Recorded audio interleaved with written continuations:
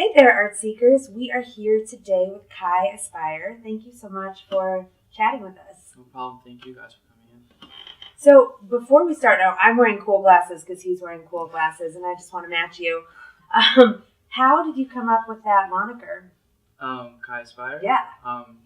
Growing up, everyone used to call me Kai, even though that's not even near close to my name. And as I was working, I was always aspiring to become a better artist. So we just threw on the Aspire on the back side of it.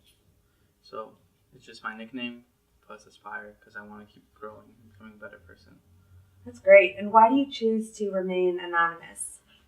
In the beginning, it was because I was fighting like big money corporations like Marlboro and all these big corporations that could really hurt me if they did find out who I was. And little by little, it just became so that I could work like kind of in peace and no one would bother me so much. And what made you start to see the street as your canvas? Back in, I think, 2009 or 2008, I created Morons specifically to speak to my father. And when I was done making it, I put it in his bedroom.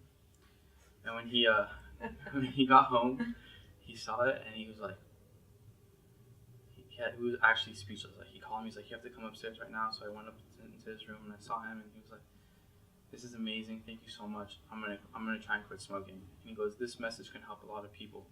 So I started to wheat paste it all over the streets of LA to see if people would react nicely or how they would react. And my first email I ever received was this lady who said, I was driving down Fairfax and I saw your poster. I took a picture of it, made it the background on my phone, and I'm going to quit smoking now. So since that day, the street has been kind of my canvas. Oh, that's fantastic. And what is different about working on the street than working in a gallery? When you work in the street, you're not working to please anybody. You're not working to make like beautiful flowers, or even though I make beautiful flowers, and you're not making anything that's, to me, just for yourself. You're making something that's for everybody, but that stems from a deep feeling inside of you. So when I decided to start working in the street, I made sure that every work I put out in the street had a very powerful message, that it would say something to someone passing by. But since it's in the street, you can't run away from it. When something's in a gallery, you have to go to the gallery to see it. When it's in the street and you're driving by and you see it, it kind of assaults you. So it's kind of this crazy intersection between advertising and messaging to help people. That's how I see the street. And it's a version of advertising because you use so much advertising imagery in your work. Yeah. Which I think really maximizes the impact because we're so used to seeing these advertising symbols, and yet you're asking us to reimagine them. Yeah. Which of your LA works do you think is the most subversive? I don't know. That's a tough question.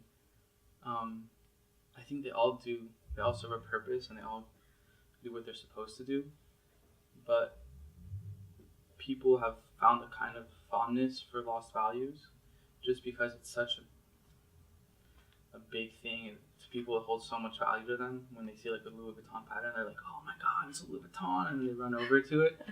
And then as they get close to it, they see it says lost values, and they kind of have like this awkward like couple seconds before they take a picture of it or before they walk away. They're like, do I want to be part of this? Am I part of this? So it's really fun to see that. Morons, when I first did it, was like, I don't even know how to explain it. Everybody who was either smoking or trying to quit had something to say about it.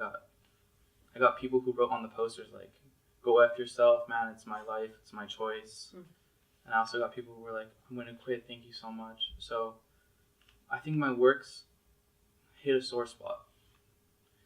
If it's a good sore spot or a bad sore spot, that's depends on the person, but it does do something to you as you walk past them. Well, if you trigger a reaction, then you know that you're onto something. Yeah, most of the time. How do you pick your locations?